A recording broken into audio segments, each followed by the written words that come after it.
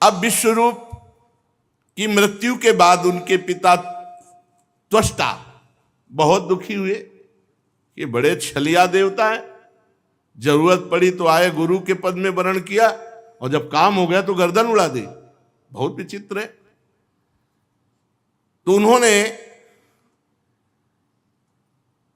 एक यज्ञानुष्ठान किया कि हम अपने पुत्र का बदला लेंगे। हतपुत्रस्ततस्त्वष्टा जुहावेन्द्राय सत्रवे इंद्र शत्रु विवर्धस्व मां चिरम जहि विद्विषम। विश्वरूप की मृत्यु के बाद त्वष्टा ने एक यज्ञ किया, हे इंद्र शत्रु तुम्हारी अभिवृद्धि हो और शीघ्र से शीघ्र तुम अपने शत्रु को मार डालो।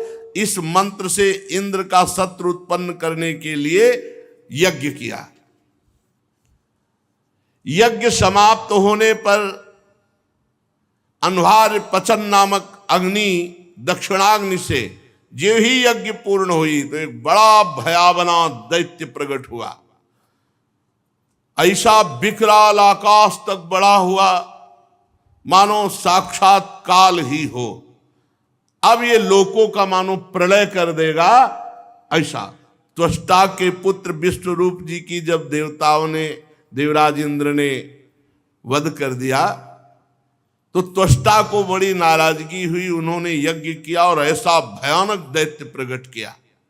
परीक्षित पहाड़ के समान काला, बड़ा डील डोल और संध्याकालीन बादलों के समान कांति, सिर के बाल दाढ़ी मूछ तपे हुए तांबे के समान लाल रंग के, नेत्र ऐसे लगते जैसे दोपहर के प्रचंड दो सूर्य, चमकता हुआ 3 नोकों वाला त्रिशूल, और जे ही पग बढ़ाया तो पृथ्वी डगमगाने लगी जैसे नौका पे कोई बलवान गजराज चढ़ रहा हो।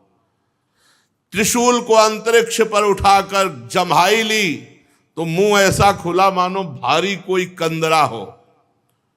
ऐसा लग रहा था आकाश को पी जाएगा, जीभ से नक्षत्रों को चाट जाएगा, विशाल विकराल दाढ़ों वाले मुंह से तीनों लोकों को निगल जाएगा।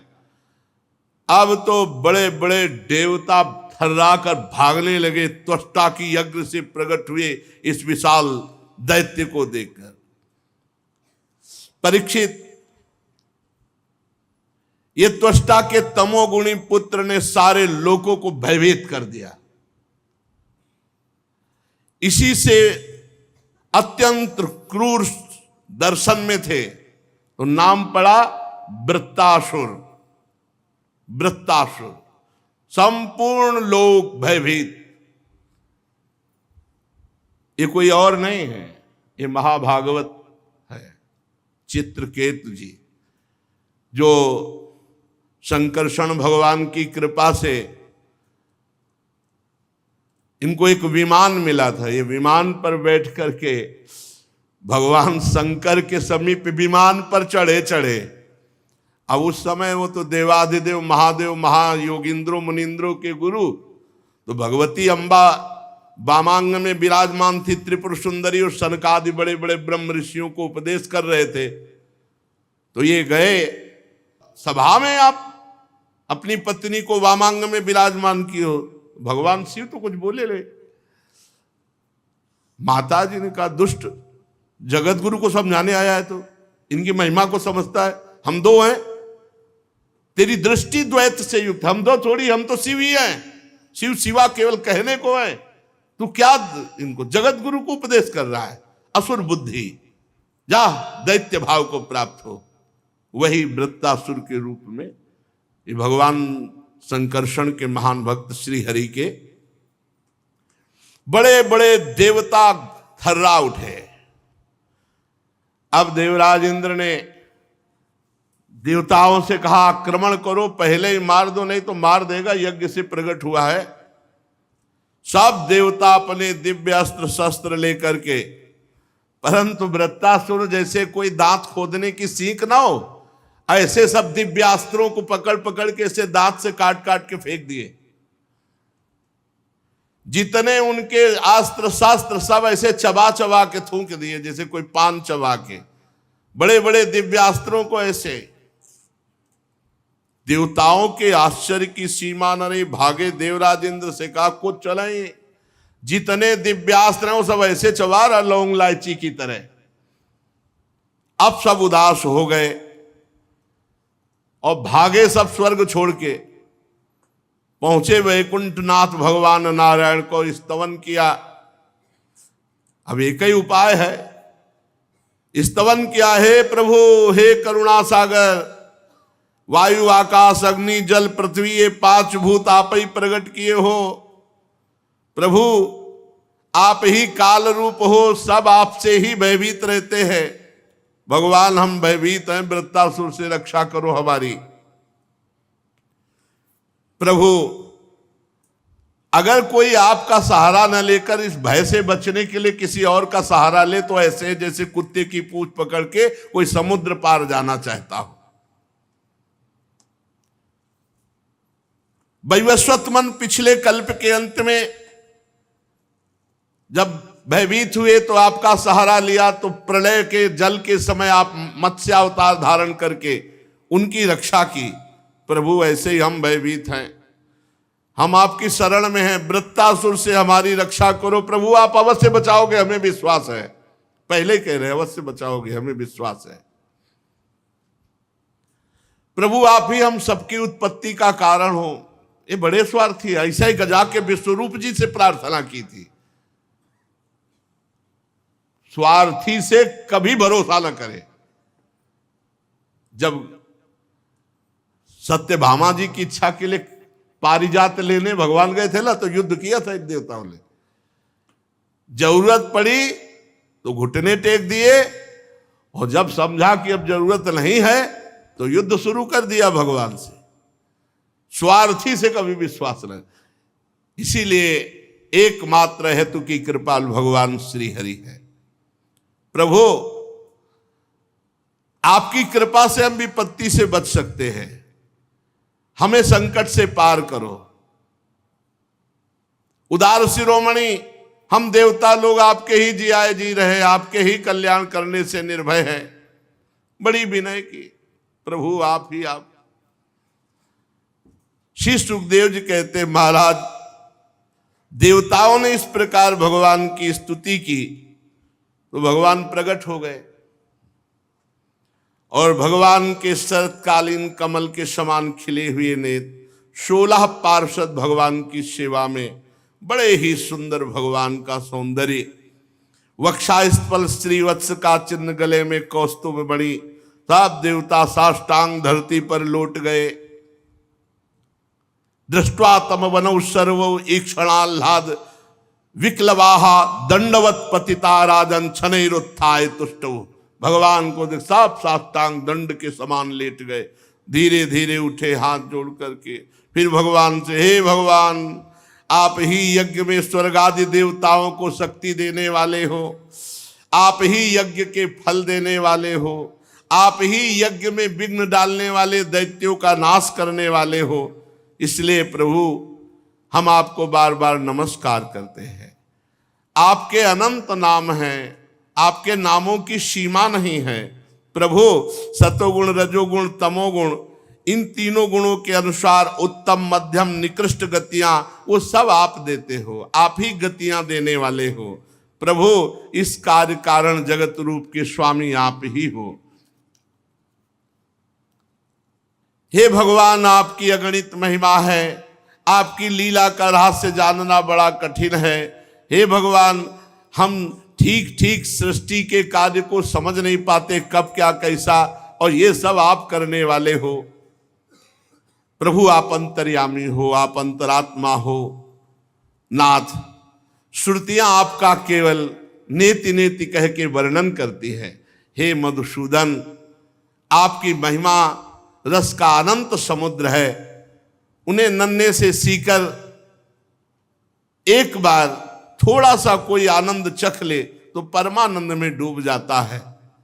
प्रभु जो थोड़ा सा नाम का स्वाद चख ले, थोड़ा सा आपकी महिमा प्रेम रस की चख ले, तो उसको लोक परलोक के सारे विषय विष के समान लगने लगते हैं, वो सब भुला देता है और आपके प्रेम में उन्मत्त हो जाता है। जानते हैं देवता ये बात, लेकिन वो प्रेम में मगन नहीं हो सकते, इतना विषय विलासिता है।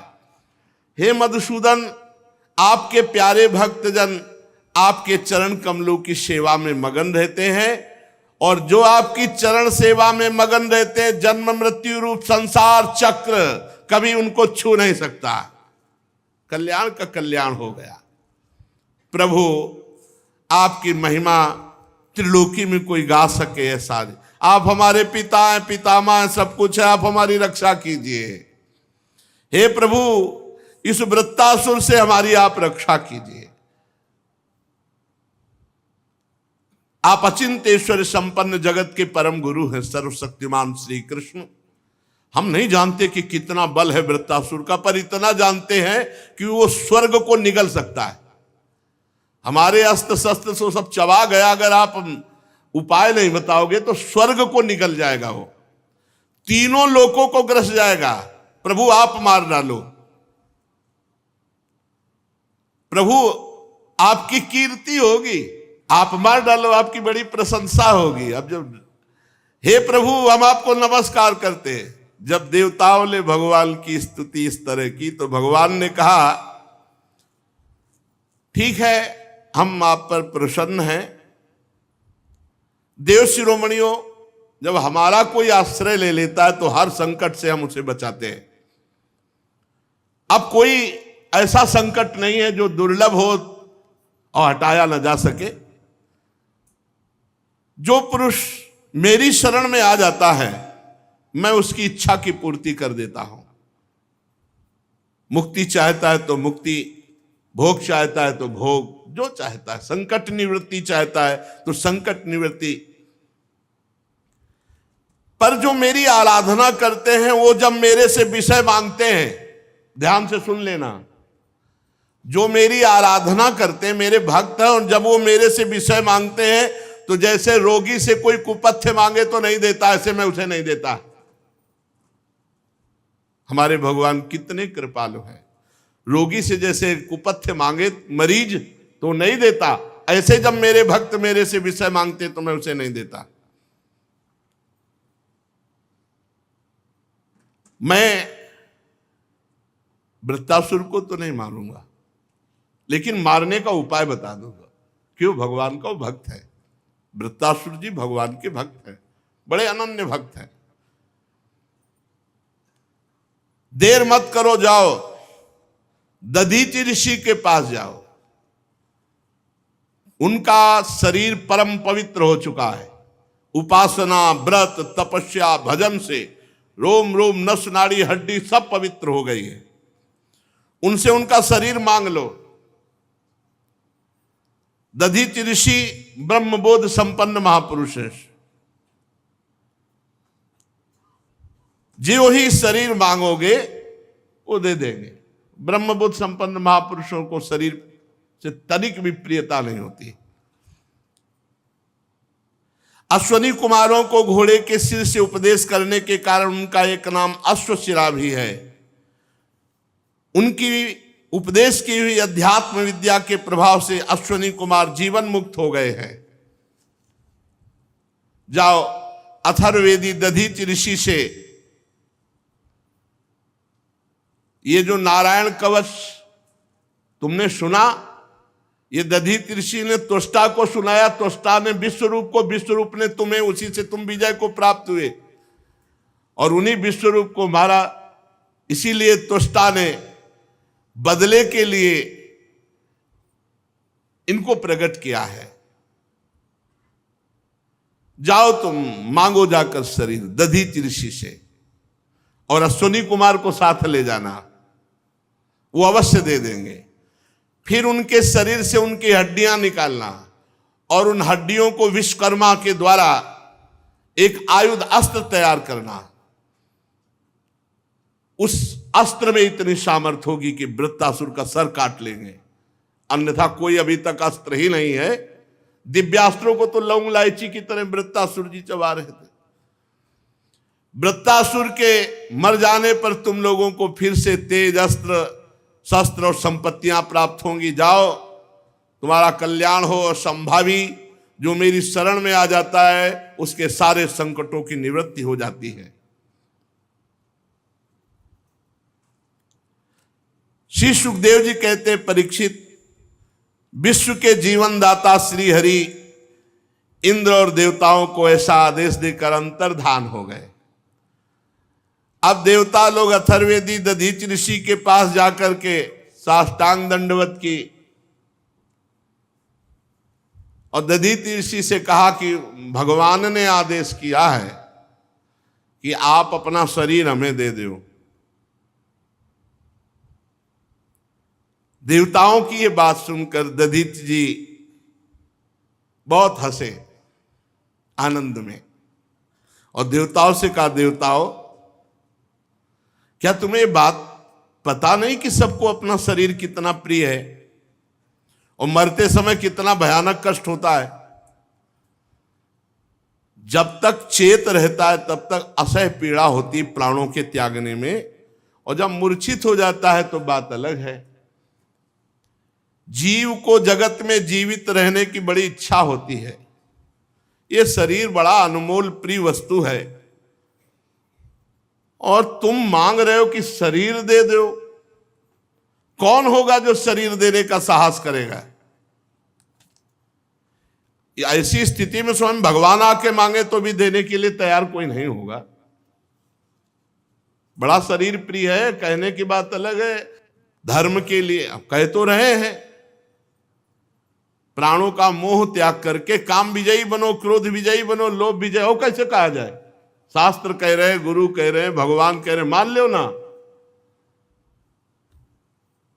ये बात परीक्षा के लिए कही थी। अब देवता क्या बोलेंगे? नहीं, दधीच ऋषि ब्रह्म ऋषि हैं, इनको बिल्कुल शरीर से कोई लगाव नहीं। देवताओं ने कहा, ब्रह्मन आप ऐसा कैसे कह सकते हैं? आप तो बड़े उदार हैं। आप घबरा गए कि एक ही उपाय है इनकी हड्डियों से बने, और वो कह रहे हैं हमें शरीर बड़ा प्रिय है, शरीर कैसे छोड़ा जाए? छोड़ने में तो बहुत कष्ट है। आप जैसे दयावान महापुरुष ऐसा कैसे कह सकते हैं? अरे भगवान ने आपकी प्रशंसा की है और आपका लोक में बड़ा यश होगा, बड़ी प्रशंसा होगी। और देखो, जो बड़े महापुरुष होते हैं वो दूसरों के हित के लिए सब कुछ न्यौछावर कर देते। बड़े बड़े बुद्धिमान देवता है अपना काम बनाने में। भगवान इसमें संदेह नहीं कि हम लोग स्वार्थी हैं, कह रहे हैं, ये तो पक्की बात कह रहे हैं। भगवान इसमें संदेह, ननु स्वार्थ परो लोको न वेद पर संकटम यदि वेदन याचेत नेतिना यदीश्वरा। भगवान, यद्यपि हम लोग स्वार्थी हैं, आपका शरीर मांगने आए, पर आप विचार करो, अगर हमारे ऊपर संकट न आया होता तो हम आपका शरीर न मांगते। अब प्रभु, हमारी जितनी समझ है, हम बार बार आपसे घबरा रहे हैं कि ना न कह दे। प्रभु, हमारी समझ नहीं काम कर रही। देने वाले को कितना विपत्ति और कष्ट सहना पड़ता है हमारी समझ में। हमें तो बस एक ही दिखाई दे रहा, आप हाँ बोलो, हम आपकी हड्डी निकालें और अस्त्र बनावें। पर प्रभु, मांगने वाले की भी विपत्ति पर ध्यान देना चाहिए। आप हमारी विपत्ति समझकर हमारी याचना पूर्ण कीजिए। दधीच ऋषि ने कहा, हम तो ये विनोद में केवल बात कर रहे थे, तुम लोगों के मुंह से सुनना चाहते थे कि तुम स्वार्थी हो, सुनना चाहते थे, इसीलिए हमने ये विनोद में बात कही। लो, जिस शरीर को सबसे प्रिय समझा जाता, मैं अभी छोड़ देता हूं। ये महापुरुषों का। देव शिरोमणियों, इस शरीर से दूसरों के लिए जो काम आ जाए शरीर, वही सबसे बड़ी बात होती है।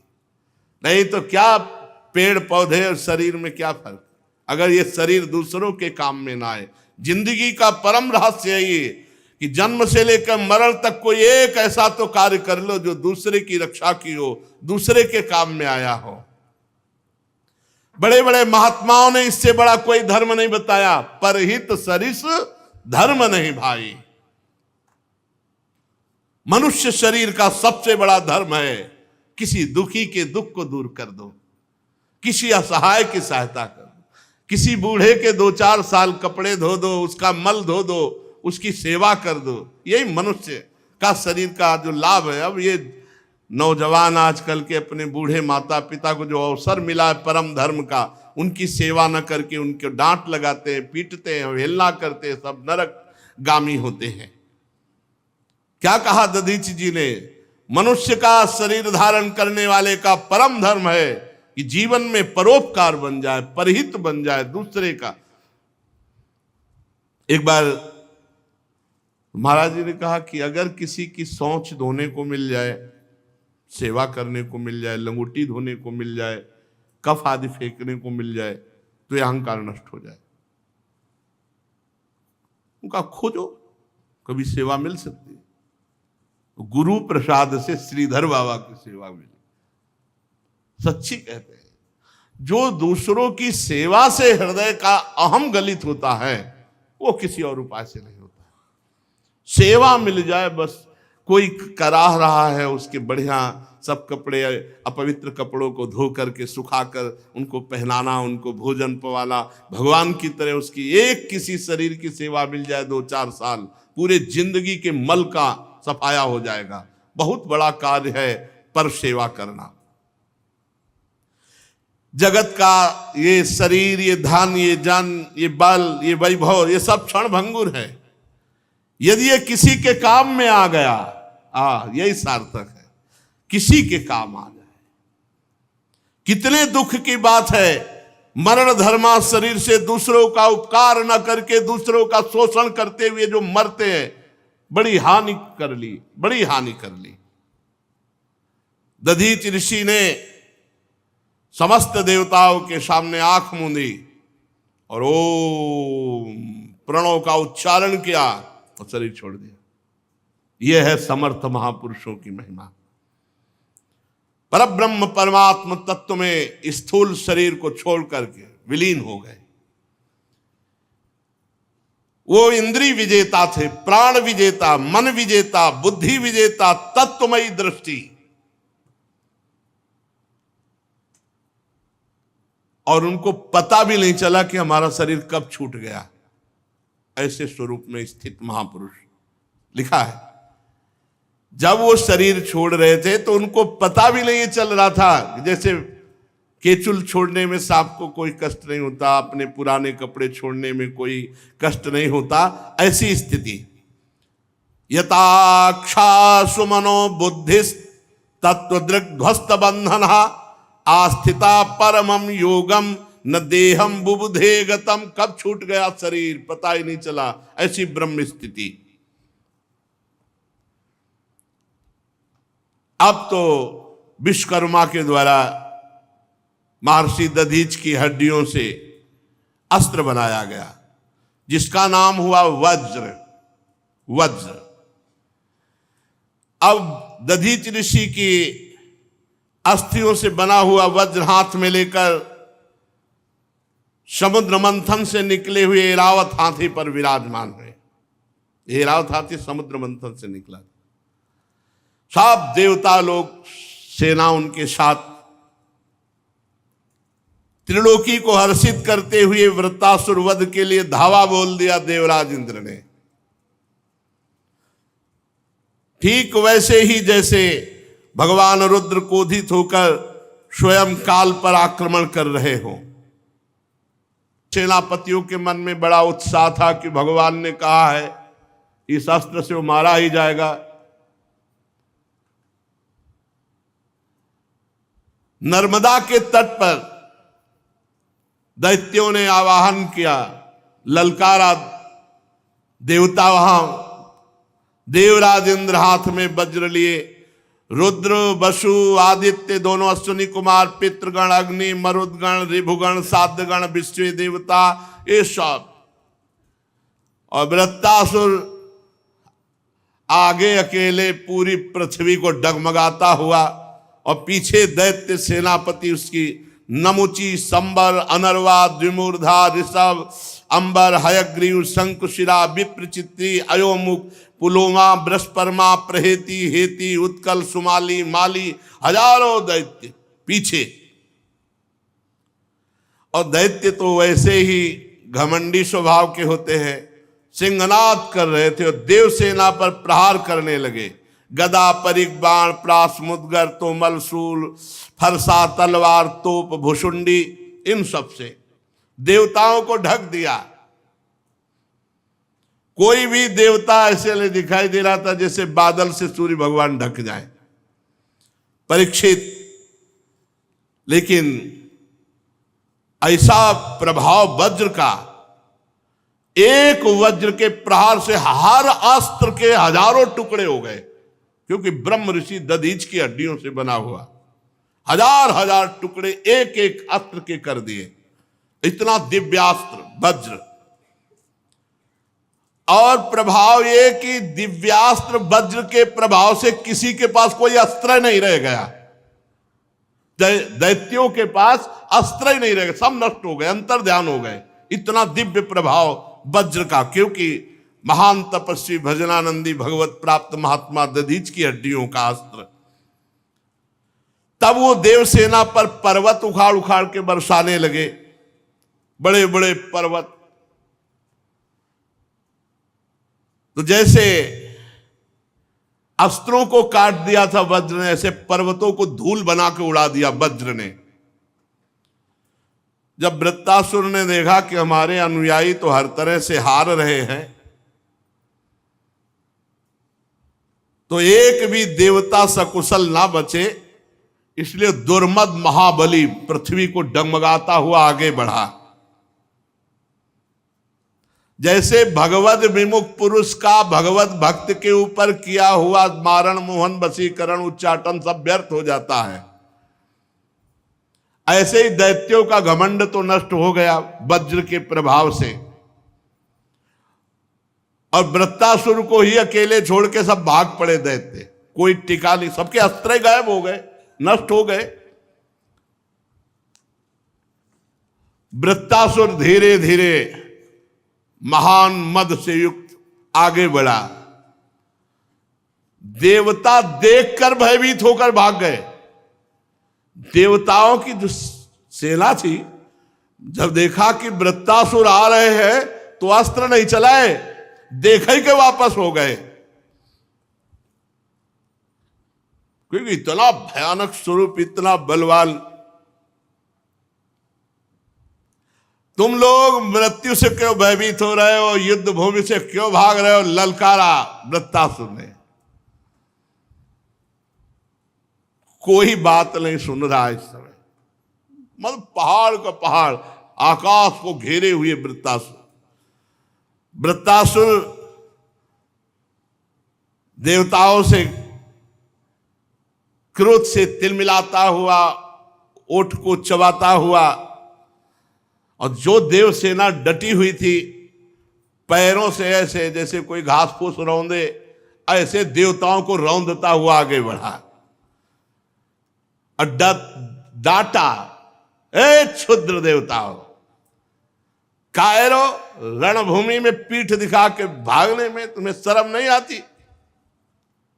तुम सूरवीर मानते हो अपने को, डरपोको, तुमको जहां प्रशंसा मिलती वहीं गरजते हो, स्वर्ग में देवता बने पूजते हो, आओ हमारे सामने। तुम्हारे मन में अगर किसी के भी युद्ध का उत्साह हो तो सामने आओ, क्षण भर कोई नहीं टिका। वृत्तासुर इतना बड़ा बलवान डील डोल का था कि देवता सब छोटे छोटे लग रहे थे, और क्रोध में जब सिंहनाद किया तो अचेत हो गई देवसेना। वृत्तासुर जी ने गर्जना जब की तो मूर्छित हो गए देवता। देवता मूर्छित है, ऐसा लग रहा है जैसे बिजली गिर गई हो सबके ऊपर, और उनको पैरों से रौंदते हुए आगे बढ़ रहा है। मदोन्मत्त गजराज जैसे कोई नरकट का बन रौंद डाले, ऐसे मूर्छित देवताओं को। रणबाकुला वृत्तासुर हाथ में त्रिशूल लिए और नेत्र बंद किए भयभीत देवसेना को कुचल रहे थे पैरों से। वज्रपाणी देवराज इंद्र ये करतूत सह न सके, और उन्होंने एक भयंकर गदा चलाई वृत्तासुर पे। वृत्तासुर ने देखा देवराज इंद्र ने गदा चलाई है, तो बाएं हाथ से ऐसे पकड़ लिया, उसे मीच के फेंक दिया। और जब उसको मीच के फेंका तो देवराज इंद्र के वाहन ऐरावत के माथे पे लगी, तो घुटने टेक दिए ऐरावत ने। इंद्र ने प्रशंसा की, वाह वीर वाह, ऐरावत को कोई घुटने टिका सके, ऐसा वीर नहीं। खून उगलता हुआ देवराज इंद्र का ऐरावत हाथी घुटने के बल हो गया। होश आया तो 28 हाथ पीछे गिरा जाके, चक्कर ऐसा 28 हाथ पीछे। देवराज इंद्र ने अपने ऐरावत पर दाहिने हाथ का, अमृतसावी हाथ है, जो ऐसे ही किया तो पूर्ण स्वस्थ। युद्ध धर्म के मर्मज्ञ वृत्तासुर ने कोई प्रहार नहीं किया, शांत। अमृतसावी हाथ से जब ऐरावत की व्यथा मिट गई, फिर स्वस्थ हुआ, रणभूमि में आ गया। वृत्तासुर ने देखा अपने गुरु विश्वरूप का वध करने वाला ये देवराज इंद्र है, और दधीच की हड्डियों से बना हुआ वज्र लेकर हमारे सामने आ गया है। तब कहा, ए क्रूर पाप कर्मा, वैसे तू लड़ने लायक भी नहीं है, क्योंकि तू ऐसा अपराध करता है। पर मेरा आज बड़ा सौभाग्य का दिन है। पहला सौभाग्य कि विश्वरूप जैसे ब्रह्म ऋषि गुरु के हत्यारे को आज मैं मारूंगा।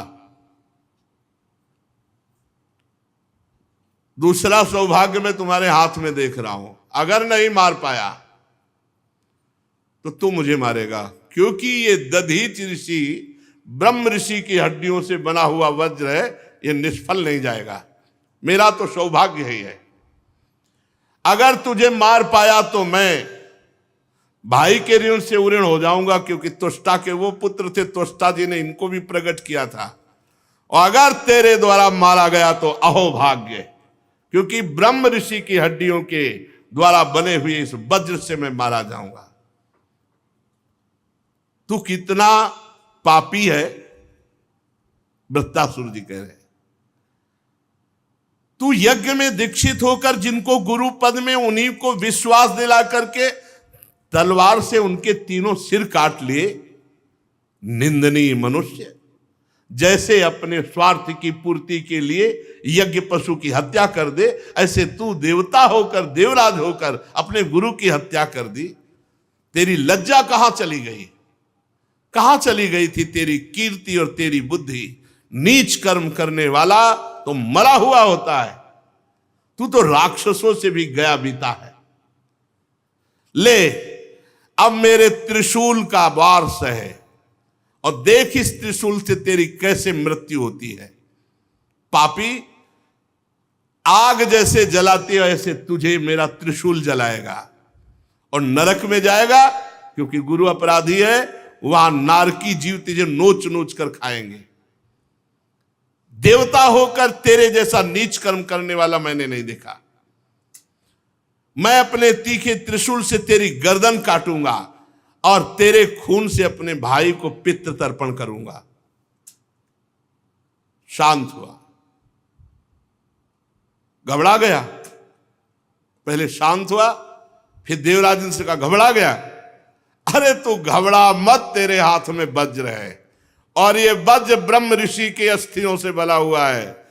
जब मैं त्रिशूल चलाऊं तो तू करना प्रहार, इसका प्रहार निष्फल नहीं जाएगा, मैं मारा जाऊंगा। घबरा मत। महाभागवत है, महाभागवत भगवान के परम प्रिय भक्त है। ये तो लीला है इनकी पार्वती जी के शाप से। देख, जब वज्र से मारा जाऊंगा तो मैं महापुरुषों की चरण रज का आश्रय लेने वाले महापुरुषों को जो गति होती है वो मेरी गति होगी। तू घबरा मत। देवराज, मैं तेरे सामने खड़ा हूं, तू मेरा शत्रु है, और तेरे हाथ में जो है दिव्यास्त्र है, अमोघ है, ये व्यर्थ कभी नहीं होता, कभी व्यर्थ नहीं। देवराज इंद्र का वज्र कभी व्यर्थ, ये दधीचि ऋषि का प्रताप। तू संदेह मत कर कि जैसे तेरी गदा निष्फल हो गई तेरा वज्र भी निष्फल हो जाएगा। नहीं, ये अमोघ है, इसमें हरि विराजमान है और दधीचि ऋषि का तेज विराजमान। क्योंकि हरि जी ने बताया था ना, मैं देख रहा हूं इसमें हरि विराजमान है और दधीचि ऋषि का तेज विराजमान है। मेरे हरि ने मेरे मारने का उपाय तुझे बताया है और आज्ञा भी दी है, इसलिए ये वज्र कभी निष्फल नहीं होगा, डर मत। और एक बात सुन, जिस पक्ष में मेरे हरि होते हैं विजय उधर ही होती है, तेरी ही विजय होगी, डर मत, तेरी ही विजय होगी। विजय लक्ष्मी सारे गुण वहीं निवास करते हैं जहां श्री हरि। देवराज थोड़ा समय दे, मैं अपने चित्त को अपने भगवान में लीन करूं और जब इशारा करूं तब वज्र से प्रहार कर देना। क्योंकि मैं जहां बड़े बड़े मुनिजन ध्यान करके पहुंचते हैं, मैं उन प्रभु का वरण करूंगा, उन प्रभु को प्राप्त करूंगा, उन प्रभु के समीप जाऊंगा। इसलिए जब वज्र का प्रहार करना, जब मैं इशारा कर दूं, क्योंकि मुझे थोड़ा समय दे, मैं इस समय अपने भगवान का ध्यान करूं। समय दे देते हैं, थोड़ी देर भगवान का ध्यान करते, शेष चर्चा आगे। श्री राधा वल्लभ लाल की।